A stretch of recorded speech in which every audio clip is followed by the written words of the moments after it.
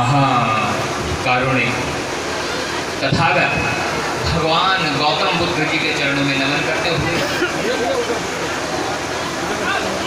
शोषित पीड़ित दबे कुचले समाज में शिक्षा का बीज रोपित करके उन्हें शिक्षा के मार्ग पर आगे लेकर के आने वाले ऐसे महामना महापरिनिर्वाण प्राप्त ज्योतिबा फूले जी के चरणों में नमन करते हुए हमारी माताओं बहनों में शिक्षा का बीज रोपित करके उन्हें शिक्षा के मार्ग पर आगे लेकर के आने वाली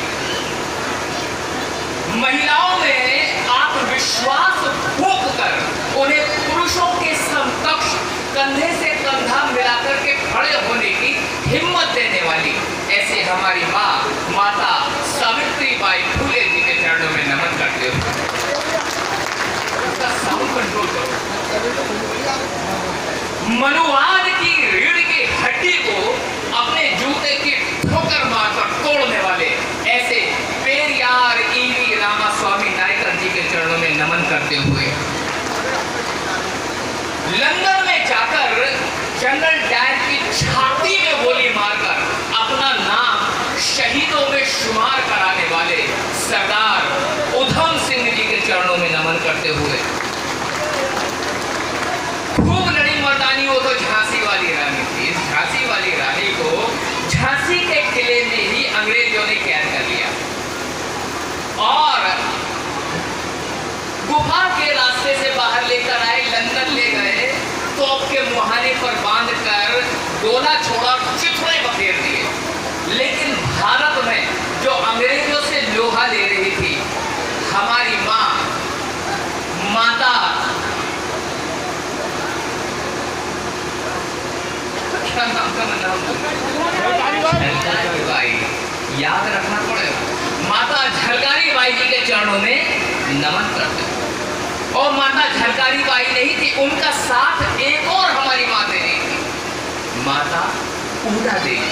तो माता ऊदा देवी जी के चरणों में नमन करते हुए बहुजन समाज तेली तमोली खटीक घीमर चूड़े चमार हिंदी महार लोहार कुर्मी और छोटी छोटी जातियों में बटे हुए समाज को एकजुट करके नीले झंडे के नीचे लेकर के आने वाले संसद में बाबा साहेब की प्रतिमा का अनावरण करने वाले गाजियाबाद जिले का निर्माण करने वाले ऐसे महामना महापरिनिर्वाण प्राप्त बुद्ध प्रिय मौर्य जी के चरणों में नमन करते हैं। और ये जो छोटे छोटा समाज है इसे बहुजन समाज में फूलों की तरह सहेज कर रखने का काम करने वाले बहुजन समाज का निर्माण करने वाले ऐसे महामना महापरिनिर्वाण प्राप्त मान्यवर साहेब काशीराम जी के चरणों में नमन करते हुए आपकी जेब में जो नोट रखा है उस नोट को छापने वाली संस्था रिजर्व बैंक ऑफ इंडिया को बनाने का विचार देने वाले महिलाओं को प्रसूति अवकाश की व्यवस्था करवाने वाले आप लोगों को भविष्य निधि की व्यवस्था करके देने वाले विश्व का सबसे बड़ा संविधान लिखने वाले भारत को लोकतांत्रिक व्यवस्था देने वाले भारत को लोकतांत्रिक व्यवस्था देने वाले द सिंबल ऑफ नॉलेज विश्व रत्न बाबा साहेब डॉक्टर भीमराव अंबेडकर जी के मैं सतीश बौद्ध यहाँ पधारे हुए सभी आगंतुकों को क्रांतिकारी जय भीम कहता हूँ। जितने भी कलाकार हैं चले गए नीचे, सबको मैं जय भीम कहता हूँ। लेकिन जय भीम का जवाब अगर जय भीम से क्रांतिकारी ना हो तो कलेजे में आग। एक बार दोनों हाथ ऊपर खड़े कर लें सब लोग मेरे साथ, दोनों, और मेरे साथ बोलेंगे जय भीम, जय भीम, जय भीम। जब तक कलेजे में आग न लगे तो रवानी नहीं होती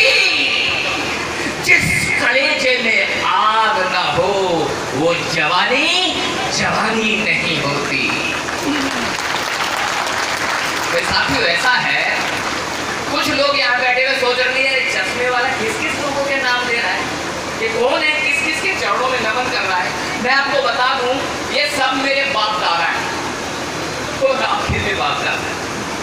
तो मुझे ऐसा लगता है कोई मंगलकारी कार्य शुरू करने से पहले अगर अपने बाप दादाओं का नाम ले लें तो काम आधे में पूरा हो। तो बाबा साहब कहते थे कि अगर हम अपने इतिहास को नहीं जानेंगे तो नया इतिहास लिख भी नहीं पाएंगे। तो मैं अपना वक्तव्य शुरू करने से पहले हमेशा इतिहास की याद दिला देता हूं। तो ये तो था हमारा इतिहास। यहाँ छोटी सी समस्या मेरे सामने हमेशा मंच पे आ जाती है। पहले म्यूजिक मतलब मनोरंजन, मनोरंजन मतलब दिमाग का मस्त हो जाना, दिमाग का मस्त हो जाना कि दिमाग का खिलखिला जाना, खुशी का अनुभव हो जाना। फिर उसके बाद मेरे जैसे व्यक्ति को मंच पे चढ़ा देना जो बातें ऐसी करेगा जिसमें रस नहीं है, बेरस बातें हैं। अब म्यूजिक के बाद बेरस बातें करना बड़ा कठिन हो जाता है मेरे जैसे वक्ता के। अब सोचना पड़ता है कि शुरू कहाँ से करूं, क्योंकि जब कार्यक्रम की शुरुआत होती है तो विषय का पता नहीं होता। अब विषय ऐसा है कि बाबा साहब का जन्म दिवस है तो उस संबंध में चर्चा हो, तो चर्चा करूं, धार्मिक अंधविश्वास की बात करूं, वर्तमान राजनीति की बात करूं, जातिगत दुर्भावना की बात करूं, बाबा साहेब के जीवन पर प्रकाश डालूं, तो बहुत सारे विषय मस्तिष्क में कौंधने लगते हैं और वक्त बड़ा थोड़ा सा होता है, तो असमंजस की स्थिति हो जाती है। फिर भी कम समय में मैं कुछ ऐसी बातें बताकर अपने शब्दों को विराम देना चाहूंगा कि हम उससे अपने जीवन में कुछ परिवर्तन ला सकें। हुआ यूं, एक बार एक विशालकाय हाथी एक दलदल में धंसता जा रहा है। ध्यान से सुनिएगा, बात बड़ी गंभीर है। विशालकाय हाथी एक दलदल में धीरे धीरे धीरे धंसता जा रहा है। निकलने का बड़ा प्रयास कर रहा है, बड़ा ही छटपटा रहा है, सूंड हवा में उठाता है और चिंघाड़ना शुरू करता है, लेकिन सारा प्रयास विफल हो जाता है।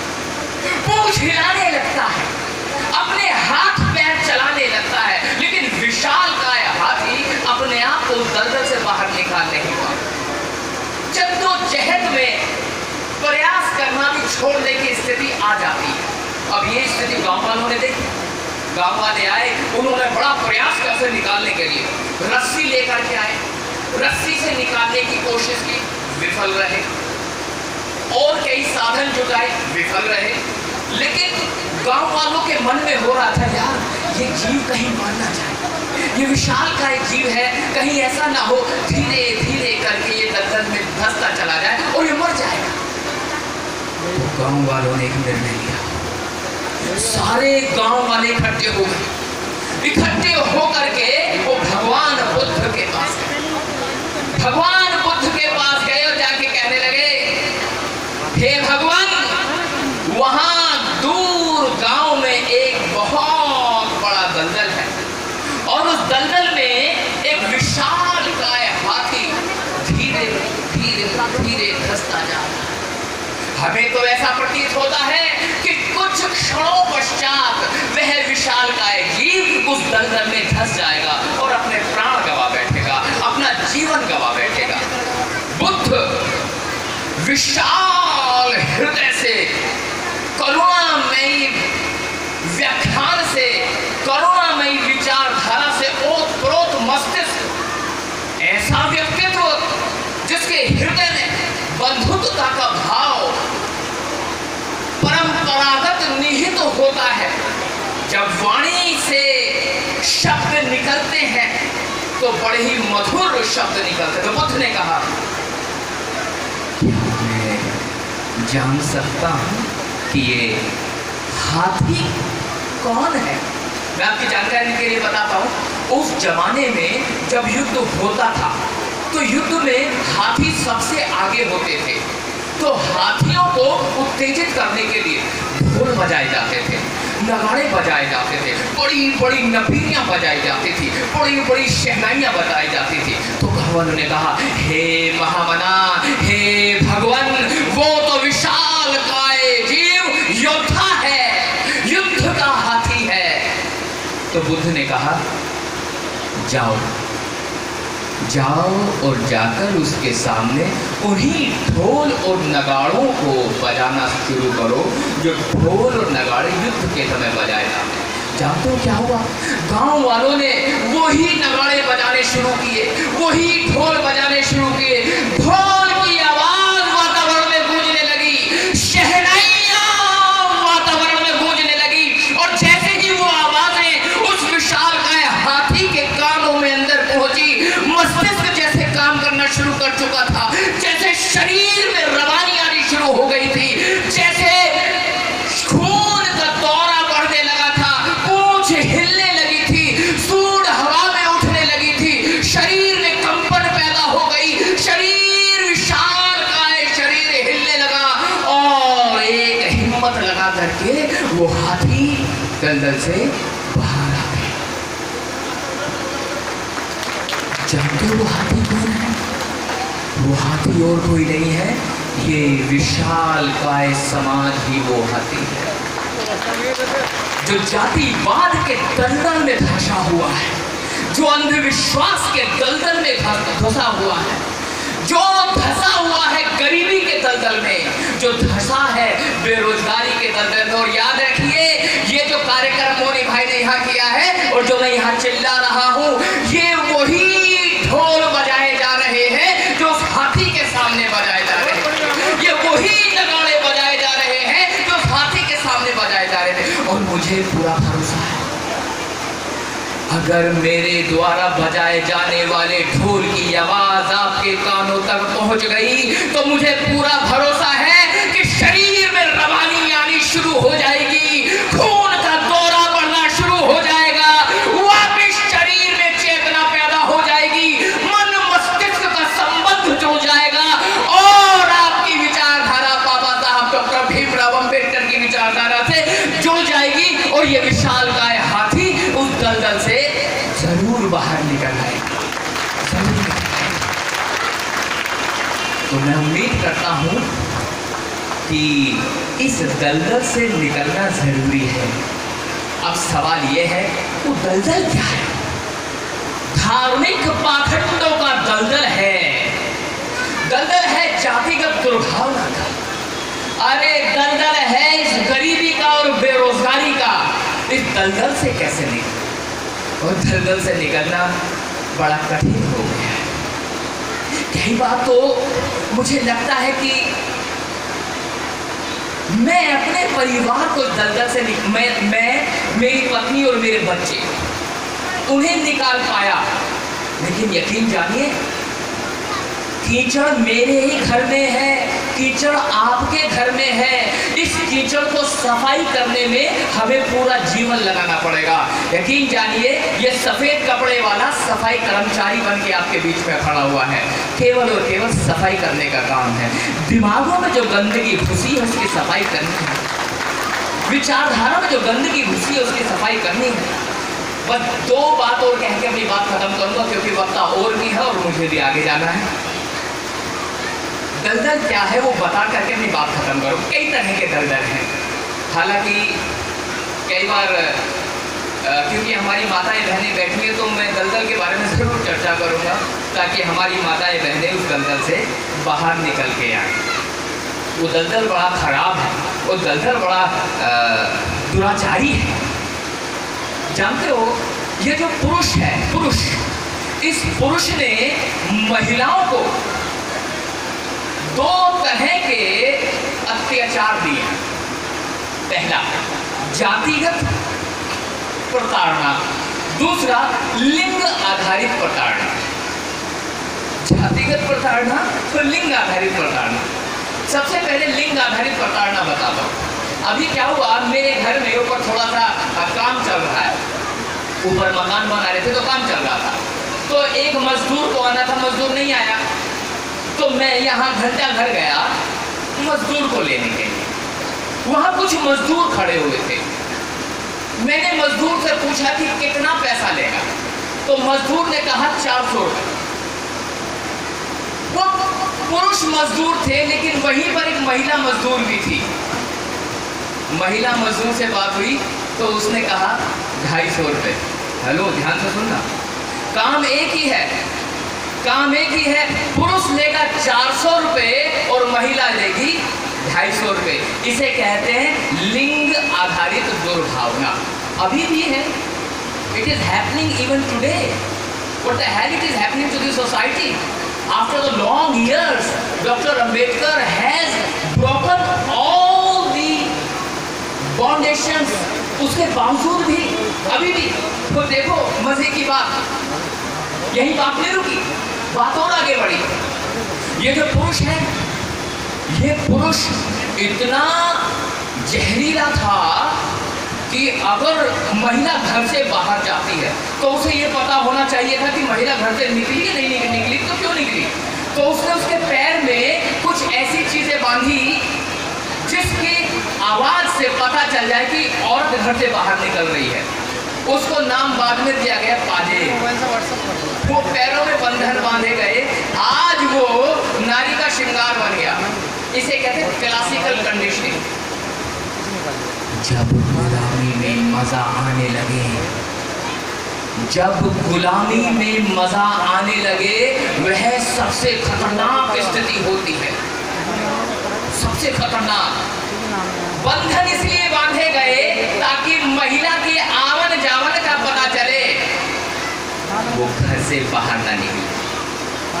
वो बाहर निकलेगी तो कारीगर बन जाते। कारीगर पुरुष ही बना। देखो ना, महिला घर में रोटी बनाती है, लेकिन बड़े बड़े शेफ, बड़े बड़े हलवाई पुरुष हैं, बड़े बड़े हलवाई पुरुष हैं।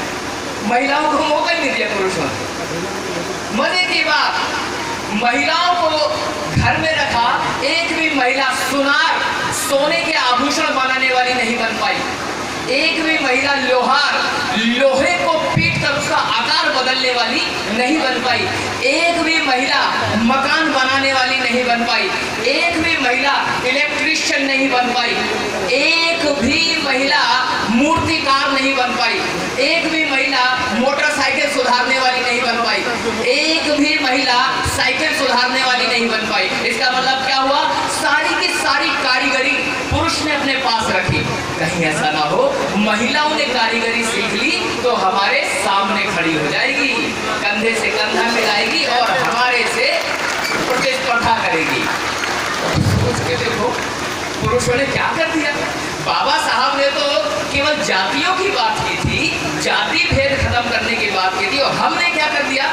जाति भेद तो खत्म किया नहीं, लिंग भेद और बढ़ा दिया।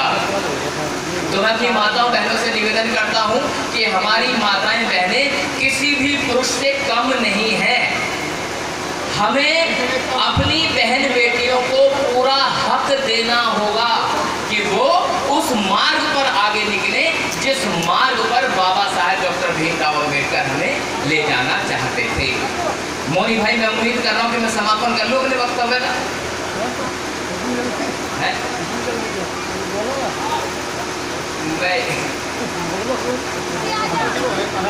असल में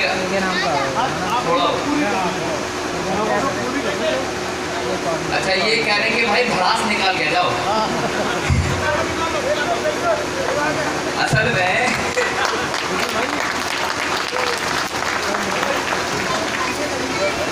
भाई बातें बहुत सारी, एक आखिरी बात कहकर ही बात खत्म कर दूंगा, लंबा नहीं कहती बात, है ना।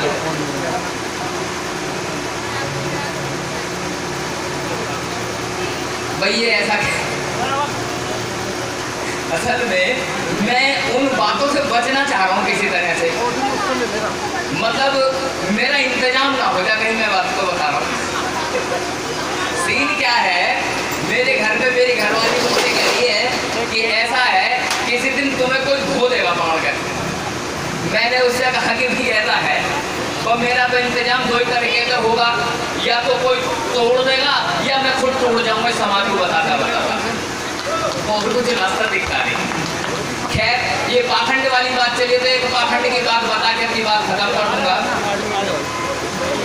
एक ऐसी खतरनाक चीज है समाज में जिसकी वजह से, जिसका सीधा संबंध पुरुष की उम्र से होता है। एक ऐसी चीज है जिसका संबंध पुरुष की उम्र से होता है। उस निर्धारित दिन में वो महिला भूखी रह जाए तो उसके पति की उम्र बढ़ जाती है। अब साहब, अब वो महिला भूखी है, पति कहने लगा भाई ये व्रत रखा, भाई इसे तोड़ दो, कि व्रत अभी नहीं टूटेगा, ये तो तुम्हारी उम्र से संबंधित है। अब बात ही चली थी, किसी बात पे खटपट हो गई, क्योंकि पति पत्नी का रिश्ता ऐसा ही है, 1 मिनट में नरम, दूसरे मिनट में गरम। अब पति से झगड़ा हुआ तो पति के लिए अब चुप बैठ रहो या खाऊं रोटी अभी, अब वहां खानी खत्म होने लगी। अब इतने में दोपहर का समय हुआ तो कुछ महिलाएं इकट्ठी हो गई। अच्छा, ये प्रत्यक्षदर्शी हूं, मैंने आंखों से देखा। महिलाएं इकट्ठी हो गई, अब इकट्ठी होकर के वो पूजा कर रही हैं। अब जो वो पूजा हो रही है तो उस पूजा में एक निर्धारित व्यक्ति के संबंध में कहानी सुनाई जाती है। वो कहानी मजेदार है, वो सुनो, उसके बाद बात खत्म कर दूंगा। महिलाओं को समझ में आएगा, मैं उम्मीद कर रहा हूँ। कहानी कुछ इस तरह से शुरू हुई। मम्मी नहा रही थी, मम्मी नहा रही थी और बेटा बाहर खड़ा हुआ। मम्मी बेटे से कह के गई, जाओ रे लल्ला, बेटा यही खड़ा रहिए, नहाने जा रही तो यहाँ ना जा। तो ठीक है मम्मी, मम्मी मैं यही हूँ। मम्मी से बात हो गई, मम्मी नहाने चली गई। इतने में एक अजीब सी शक्ल का आदमी आया। वो बड़े बड़े बाल थे, यहाँ एक जूड़ी बना रखी थी, कुछ सांप गले में डाले हुए थे और एक औजार ले रखा था। वो ऐसे ऐसे करके वो औजार था, वो औजार ले रखा था उसने, और उस औजार पर एक डमरू लटका हुआ था। अब उसे यूं लेकर के यूं आ गया, अब वो अंदर जाने लगा। लड़का कहता ओ बाबूजी रुक जा, ओ भैया रुक जा। क्या बात हो गई कि अंदर मेरी मम्मी नहा रही है और तुम अंदर नहीं जा सकते। कह रहा मम्मी नहा रही है, अबे मेरी घरवाली है, तेरी मम्मी कहाँ से हो गई? मेरा दिमाग सन्न हो गया। मैंने अपने गुरुजी से कहा, मैंने कहा गुरुजी, अबे यार ये बात समझ में नहीं आ रही। आदमी कह रहा वो अंदर जो नहा रही है मेरी घरवाली है, और लड़का जो बात कर रहा होगा 10-12 साल का, तो और लड़का ये कह रहा जो अंदर नहा रही है वो मेरी मम्मी है। आदमी कह रहा है मेरी घरवाली है, लड़का कह रहा है मेरी मम्मी है, और दोनों एक दूसरे को जानते हैं। हेलो, बात समझ में आई? दोनों एक दूसरे को जानते नहीं है। क्या कहानी? मैंने कहा गुरुजी कहानी क्या है? मेरे गुरुजी ने कहा यार किस टेंशन क्यों ले रहा है, ये सब पढ़े लिखे लोग हैं, ये वो पढ़े हैं जो लिखा हुआ है, इन्हें चलने दे यार, ऐसे चलेगा काम। मैंने कहा चलो ठीक है साहब। कहानी आगे बढ़ी। जब कहानी आगे बढ़ी तो लड़के ने कहा ऐसा हो भैया, मैं तुझे अंदर नहीं जाने दूंगा। अरे तो हटे, जाने कैसे नहीं देगा? उस आदमी में इतना गुस्सा भरा हुआ था, उसने वो औजार लेकर के वो बच्चे की गर्दन पे पेल दिया, फटा। जैसे बच्चे की गर्दन पे वो औजार लगा, बच्चे की गर्दन कट के फटके से नीचे गिर पड़ी। मैंने कहा गुरुजी वो कैसा आदमी है, इतना निर्दयी है? वो बच्चे को चांटा मार देता, गुट्ट मार देता, पटके मार देता, बाल काट देता, बना देता। गौतम जैसे गर्दन काटी, मुझे बाबा साहब का संविधान याद है, दफा 302। अगर उस समय बाबा का संविधान होता तो वो आदमी कहाँ होता? जेल में उसका इंतजाम हो जाता, और हो सकता था तो फांसी वासी की भी सजा हो। खैर उस आदमी ने तो बच्चे को पेल दिया। अब थोड़ी देर में बच्चा पड़ा हुआ है, बच्चे की गर्दन पड़ी हुई है। अब मम्मी मेकअप करके बाहर आ गई। अब मम्मी ने आगे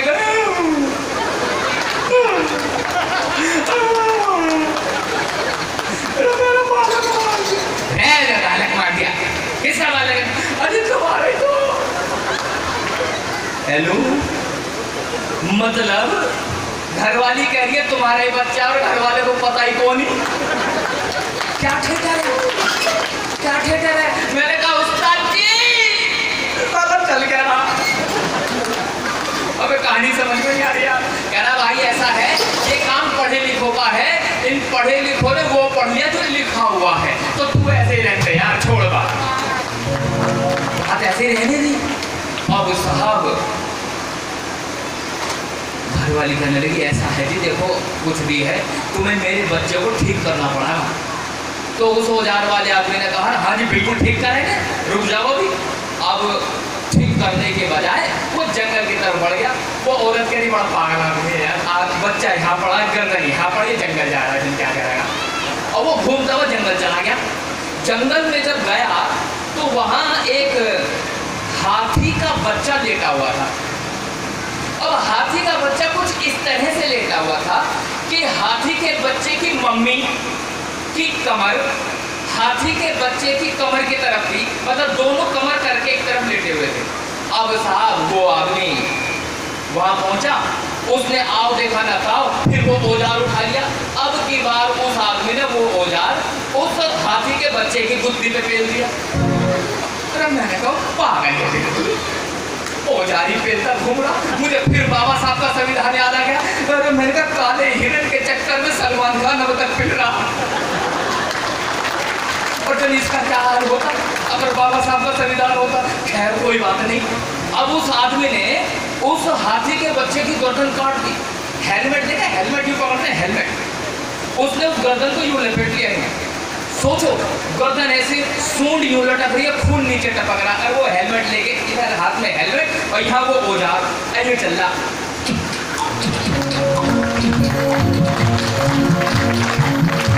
मजे लेगा। अब साहब वहां पहुंच गया, वहां वो रो रही थी, अरे मेरे लंबे लंबे बालों वाला लाल, अरे तेरा बाप ने लो। हाँ बता बेटी क्या चाहिए तुमको। अजी ओ भैया, अजी मैं तो वैसी कर रही थी, मैं तो वैसी मंत्र पढ़ लूँ। मंत्र था अब तो मैं आ गया, तो मैं तुझे कुछ दे के जाऊंगा। लो जी जो देना जल्दी दे दो, पर तुम जाओ यहाँ से। मैं तुझे एक पुत्र देकर जाऊंगा। कुंती, कुंती के चिमटे टेढ़े हो गए, कुत्ते फेल हो गए, सारी स्मृति खिंच गई। अब कुछ भी हो ओ भैया, ओ बाबू जी, अब मेरा तो ब्याह गया। ओ भैया अरे धोखे तो लौटा दे। ओ भैया लौटा तो भैया मेरा ब्याह कर दो, इंतजाम सब हो जाएगा, टेंशन मत ले। राजा ने उसने क्या करा, वो कौन सी औषधि थी, शल्य चिकित्सा करी थी, ईरानी लगा दी, यूनानी लगा दी, और कुंती के कान में से बच्चा पैदा होगा, उसका नाम था कर्ण। मैंने कहा गुरुजी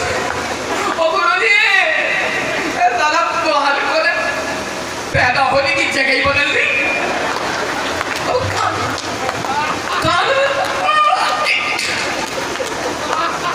कान में से बच्चे हो गए, इतना पागलपन। और वो बच्चा भी बड़ा रेडीमेड, जब चीन से खरीद लियो एकदम रेडीमेड। वो तो कवच कुंडल पहने निकला बाहर, ऑटोमेटिक बटन दबाया बाहर फटाक। ओ भैया मतलब कुछ तो सिस्टम हो भाई, पागलपन की कोई तो सीमा हो। कोई सीमा ही नहीं है, कुछ नहीं, कुछ भी बका गया। मैंने कहा गुरुजी क्या चल रहा है। कह रहे भाई साहब ऐसा है, ये पढ़े लिखों का खेल है, जो लिख दिया इन्होंने पढ़ लिया इसलिए पागल है। जितने पढ़े लिखे ज्यादा पागल है। यकीन नहीं आ रहा तो घर में झाँक लेना, जितने पढ़े लिखे ज्यादा पागल है। राजा जनक के घर में कोई बच्चा ना था, और ना बच्चा तो डॉक्टर से मिल लेता, दवा गोली करवा, टेस्टिंग करवा, घर वाली में कमी है या तेरे में कमी है, कुछ देख। और राजा जनक ने किसी गुरु से पूछ लिया, उन्होंने कहा गुरु ऐसा है तुम राजा रानी मिलकर हल चलाओ और हल चलाने से बच्चा होगा। मैंने कहा यार हल चलाने से भी बालक हो मैं साले, मतलब हल चलाएंगे पर कुछ नहीं। राजा रानी ने मिलकर हल चला दिया। भाई साहब हल चल रहा था, चलते चलते चलते चलते एक जगह हल फंस गया। अब जब फंसा तो खूब जोर लगाया, वो साला हिला ही नहीं। और उसकी खुदाई करी तो उसमें मटका निकला, मटके को फोड़ा तो उसमें एक लड़की निकली, लड़की का नाम रखा गया सीता। मैंने कहा गुरुजी ओ गुरुजी बच्चे ना हो गए, ये तो आलू हो गए साले खुदाई में निकलते, पालक ना हो गए, खुद फसल हो गई, पालक होगी फसल लगाते तो जो है लौंडों की फसल लगाई, लौंडे पैदा हो गए।